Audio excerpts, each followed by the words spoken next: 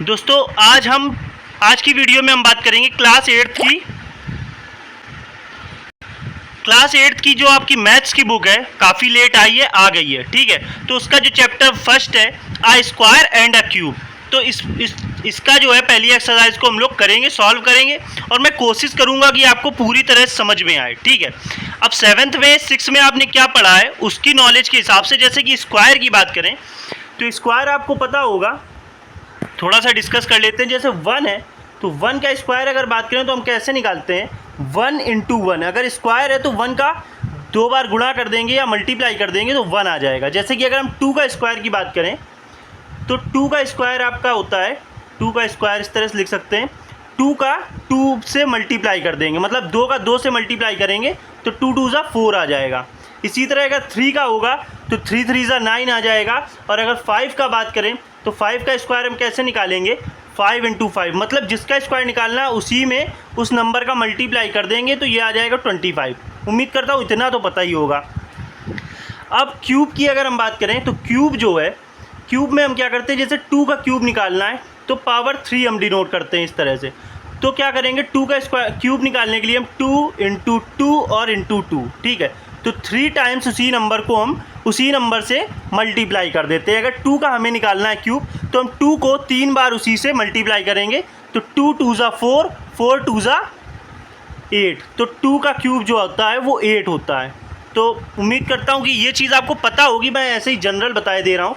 और अगर हम फाइव का क्यूब निकालेंगे तो फाइव का अगर क्यूब निकालेंगे तो फाइव की power three, five into five, ठीक है, थ्री टाइम्स उसी नंबर का हम मल्टीप्लाई करते हैं तो यहाँ पे फाइव फाइव ज़ा 25 और 25 फाइव ज़ा होता है 125, तो ये इसका क्यूब आ जाएगा, ठीक है। तो उम्मीद करता हूँ ये चीज़ तो आपको पता ही होगी। बाकी यहाँ पे कुछ समरी दी हुई है, आप चाहे तो रीड कर लेंगे क्योंकि कॉन्सेप्ट यही है। आप चाहें आपके पास टाइम हो तो आप रीड कर सकते हो, इसको समझ सकते हैं।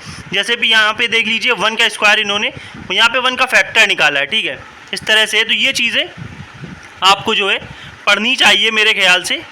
बाकी हम ये नहीं पढ़ेंगे क्योंकि वीडियो बहुत लंबा हो जाएगा, हम सीधे चलते हैं एक्सरसाइज पे, ठीक है।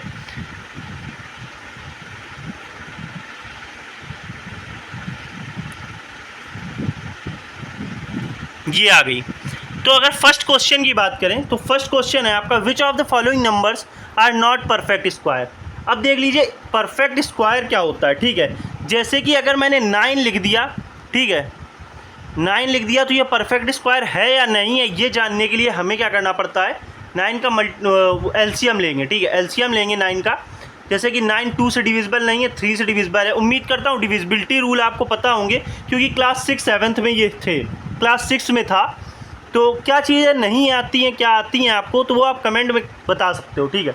तो 3 से इसको डिवाइड करेंगे, 3 3 ज़ा 9, अगेन करेंगे 3 1 ज़ा 3, ठीक है। तो 3 के जो है दो पेयर बन गए, तो ये यहाँ पे आपको एक निकाल लेंगे हम, तो ये 3 जो है इसका आंसर आ जाएगा, ठीक है। तो मतलब ये 9 जो है आपका, जिसमें दो के मतलब एक एक पेयर बन जाए एक नंबर का, जैसे 3 का एक पेयर बन गया, पेयर मतलब 2 3, एक ये और एक ये, तो ये पेयर हो गया, जोड़ा हो गया। तो यहाँ पे अगर 3 का पेयर बन रहा है मतलब ये जो है परफेक्ट स्क्वायर है। उम्मीद करता हूँ समझ में इतनी बात आती होगी। जैसे कि अगर मैं कोई और नंबर ले लूँ, मान लीजिए हम लोग 36 ले लेते हैं, ठीक है।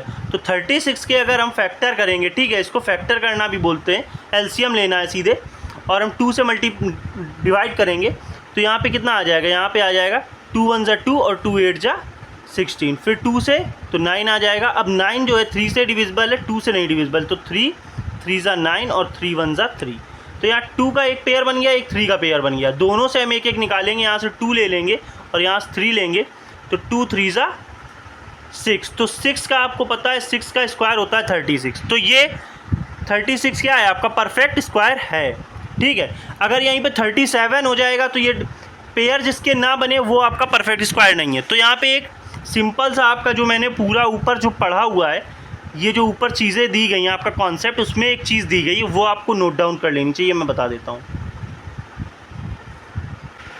तो इसमें दोस्तों अगर हम बात करें, ऊपर जो कॉन्सेप्ट पढ़ा है हमने, तो उसमें दिया गया है कि अगर यूनिट डिजिट, अब यूनिट डिजिट तो उम्मीद करता हूँ आप जानते होंगे, जैसे इस नंबर में 8th यूनिट डिजिट है, जो लास्ट डिजिट होती है नंबर की वो यूनिट डिजिट होती।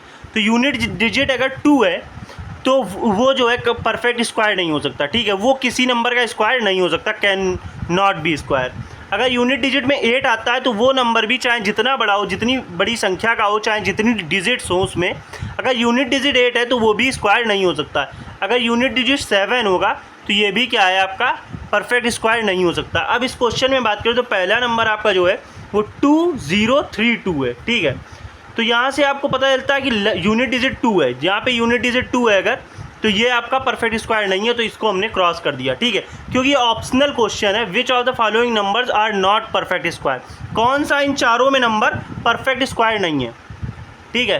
तो 32 में 2 लास्ट डिजिट है या यूनिट डिजिट है, तो ये परफेक्ट स्क्वायर नहीं है। अगले क्वेश्चन में 8 यूनिट डिजिट है, तो ये भी आपका क्या है परफेक्ट स्क्वायर नहीं है, ये भी हटाओ।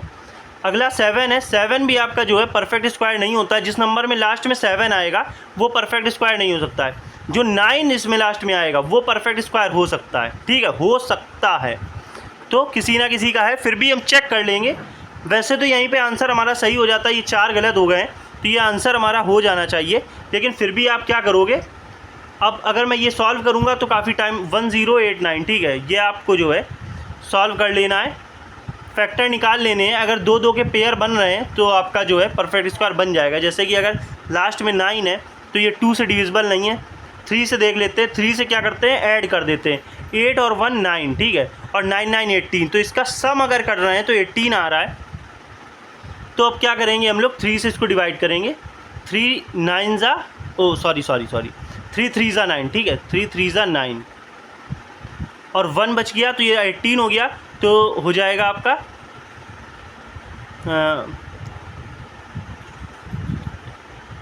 3 6 जा 18, ठीक है, और आपका यहाँ पर आ जाएगा 3 3 जा 9, ठीक है। अब भी ये 3 से डिविजिबल है, तो 3 1 जा 3, और यहाँ पे आपका आ जाएगा 0, क्योंकि नहीं सॉरी 3 2 जा 6 और 3 1 जा 3। अभी भी ये आपका अब ये 3 से डिविजिबल नहीं, 11 से डिविजिबल है, ठीक है, 11 11 जा होता है आपका 121 और 11 1 जा 11, ठीक है। तो यहाँ पे 3 का एक पेयर बन गया, एक 11 का बन गया, तो यहाँ पे आप 3 × 11 कर दोगे 33 आ जाएगा, और 33 का ये क्या है आपका स्क्वायर है, ठीक है। उम्मीद करता हूँ समझ में आ रहा होगा, वरना अगर समझ में ना आए तो आप बता देना, कमेंट कर देना, मैं अगला वीडियो जो बनाऊँगा वो कॉपी पेन में बना दूँगा, ठीक है। अगला देखते हैं, तो आपका यहाँ पे करेक्ट आंसर ये वाला हो जाएगा, ठीक है। तो ये हो गया आपका क्वेश्चन 1, ठीक है। क्वेश्चन 2 में अगर देखें, विच वन अमंग 64 का स्क्वायर है, 108 का स्क्वायर, 292 का स्क्वायर और 36 का स्क्वायर हैज़ लास्ट डिजिट 4, ठीक है। तो अगर हम इनके स्क्वायर करते हैं, जैसे 64 का अगर हम स्क्वायर करेंगे तो आपका 64 × 64 करेंगे, ठीक है, तो इसके स्क्वायर में लास्ट डिजिट जो है 4 किसके स्क्वायर में आएगा ये पूछ रहा है। तो अब सीधी सी बात है, हम क्या करेंगे, पूरे नंबर का स्क्वायर ना करके यूनिट डिजिट का स्क्वायर कर लेते हैं। 4 4 जा 16, ठीक है, तो 16 में 6 आ रहा है यूनिट डिजिट, तो ये 4 हो ही नहीं सकता, है ही नहीं, ठीक है। 8 का ऐसे ही स्क्वायर कर लो, 8 8 जा 64, ठीक है, 4 आ गया, तो इसको अभी रोक लेते हैं। 2 2 जा 4, यहाँ भी 4 आ रहा है, और 6 6 जा 36, तो यहाँ पे आपका ये भी नहीं है नंबर, ठीक है। तो विच वन अमंग,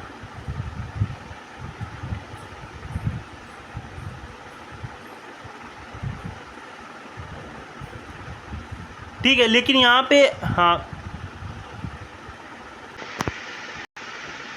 तो दोस्तों यहाँ पे आपके ये दोनों नंबर 108 और 292 दोनों जो हैं आपके आंसर हो जाएंगे। दोनों में आपका 4 जो है लास्ट डिजिट में आ रहा है, ठीक है दोस्तों। उम्मीद करता हूँ क्वेश्चन समझ में आया होगा। कुछ नहीं किया हमने, लास्ट डिजिट का जो है स्क्वायर कर लिया है केवल, जिससे हमें लास्ट डिजिट पता चल जाएगी। पूरा नंबर का स्क्वायर निकालने की हमें ज़रूरत नहीं है, हमारा टाइम बच जाएगा, ठीक है दोस्तों। बात करते हैं अगले क्वेश्चन पे। अब देखते हैं थर्ड क्वेश्चन।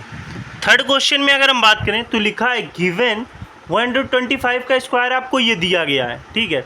अब पूछ रहा है what is the value of 126। 126 का स्क्वायर क्या होगा। अगर केवल हमसे पूछता 126 का स्क्वायर क्या होगा, ये ना दिया होता तो हम कुछ ना करते, 126 × 126 कर लेते। थोड़ा लॉन्ग कैलकुलेशन था लेकिन हमारा आंसर आ जाता। लेकिन यहाँ पे हमें क्या करना है, क्योंकि हमें 126 का 25 का दिया गया है, कुछ नहीं करेंगे, यहाँ पे एक फार्मूला होता है जब हमें ऐसे दिया जाता है और एक नंबर का निकालना होता है 2n-1, ठीक है।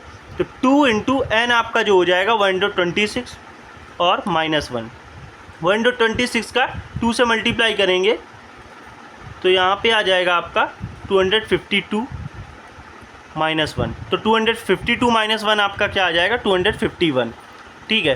तो ये नंबर आपका यहाँ पे लिखा हुआ है, देख लीजिए 221, तो ये आपका आंसर आ गया, ठीक है। उम्मीद करता हूँ समझ में आ रहा होगा, ना समझ में आए कमेंट में ज़रूर बताएं, ठीक है, कि कौन सा क्वेश्चन है। अगला है find the length of the side of a square whose area is 441 metre square, ठीक है, ये क्वेश्चन है आपका। आपको जो है लेंथ निकालनी है साइड की और स्क्वायर आपका जो है 441 मीटर स्क्वायर दिया गया। देखो एरिया अगर बात करें तो एरिया ऑफ स्क्वायर जो होता है, एरिया ऑफ स्क्वायर वो आपका होता है, स्क्वायर है ये, ठीक है, तो ये आपका होता है साइड स्क्वायर, या हम बोल सकते हैं ए स्क्वायर, ठीक है। साइड को अगर ए हम मान लें तो ए स्क्वायर है ना, तो कुछ नहीं करना है यहाँ पे, एरिया जो है इज इक्वल टू आपका ए स्क्वायर मान लेते हैं। तो अगर इसको इस तरफ लाएंगे तो ये अंडर रूट आपका ए आ जाएगा और ये आपका जो है, या अगर वैसे भी सॉल्व करो अगर नहीं समझ में आ रहा है आपको, इजी वे में बता देता हूँ, कुछ नहीं करना है, साइड स्क्वायर है, ठीक है, साइड स्क्वायर, और आपको जो एरिया दिया गया 441 है, ठीक है। अब क्या करेंगे, यहाँ से स्क्वायर हटाएंगे, ये साइड है, एस फॉर साइड, तो जब स्क्वायर इस तरफ जाएगा तो ये अंडर रूट में आ जाएगा 441, ठीक है। 441 का क्या करेंगे हम, सॉल्व कर लेंगे, अंडर रूट मतलब कि क्यूब, स्क्वायर रूट सॉरी। तो उम्मीद करता हूँ कि 6th-7th में ये पढ़ा होगा आपने कैसे सॉल्व किया जाता है, कुछ नहीं करना है, 441 का आपको एलसीएम ले लेना है, ठीक है। अब 441 है तो 2 से डिविजिबल नहीं है क्योंकि लास्ट डिजिट 1 है, 3 से चेक करते हैं तो 448 और प्लस 1 9, 3 से डिविजिबल है पूरी तरह, 3 1 ज़ा 3 और 3 4 ज़ा 12, ठीक है, और 3 7 ज़ा 21। अब ये देख लेते हैं 4 + 1 और 4 5 5 7 12, 3 से है डिविजिबल अगेन आपका, 3 3 ज़ा 9, 3 4 ज़ा 12 और 3 9 ज़ा 27, ठीक है, इतना समझ में आ रहा होगा। 7 7 ज़ा 49, 7 1 ज़ा 7, 3 का पेयर बन गया, 7 का पेयर बन गया, 3 इंटू 7, 3 7 ज़ा 21, ये आपका 21 का स्क्वायर है। आपकी साइड जो आ गई 21 आ गई। उम्मीद करता हूँ समझ में आ रहा होगा, ठीक है। मैं कोशिश कर रहा हूँ कि आपका कोई डाउट ना रहे, मैथ्स है क्योंकि, तो पूरा ध्यान से आपको समझना पड़ेगा। अगला है find the smallest square number that is divisible by each of the following numbers, ठीक है। अब देखिए कुछ नहीं करना है, आपको 4 9 10 में जो है इसका एलसीएम ले लेना है, ठीक है, 4, 9 और 10 का, ठीक है, एलसीएम लेना है आपको, क्योंकि इसमें स्मॉलेस्ट स्क्वायर नंबर पूछ रहा है that is divisible by each, सभी से डिविजिबल हो, तो वही नंबर इन सभी से डिविजिबल होगा जो इनके फैक्टर्स होंगे वो आपके ज़रूर डिविजिबल होंगे, ठीक है। तो 4 9 और 10, 2 से करेंगे, 2 2 ज़ा 4, 9 अभी ऐसे ही आ जाएगा और 2 5 ज़ा 10, फिर 2 से कर दिया, ये 1 आ गया, ये 9 और ये 5 ऐसे ही आ जाएगा।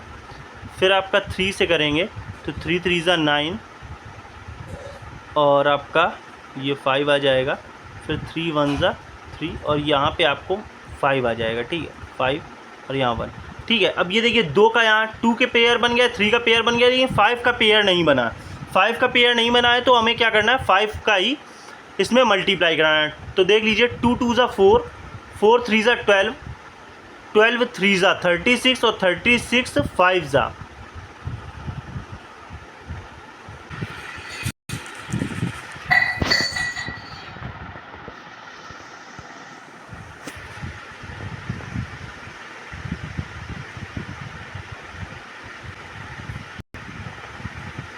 तो देखिए दोस्तों क्या किया हमने, एलसीएम ले लिया और ये हमारे फैक्टर आए, 5 का पेयर नहीं बन रहा था तो हमने क्या किया, इसको 5 से मल्टीप्लाई कर दिया तो हमें 900 मिल गया, 900 मिल गया। यही हमारा परफेक्ट स्क्वायर है जो कि इन तीनों नंबर से डिविजिबल हो जाएगा, ठीक है। उम्मीद करता हूँ समझ में आ रहा होगा। अभी इस वीडियो में इतना ही रखते हैं, आपको समझ में कैसा आ रहा है क्या है, आप अपना फीडबैक जो है कमेंट सेक्शन में दे सकते हैं। बाकी के क्वेश्चन मैं अगली वीडियो में करा दूंगा, ये वीडियो भी बड़ा हो रहा है, ठीक है। जय हिंद, जय भारत।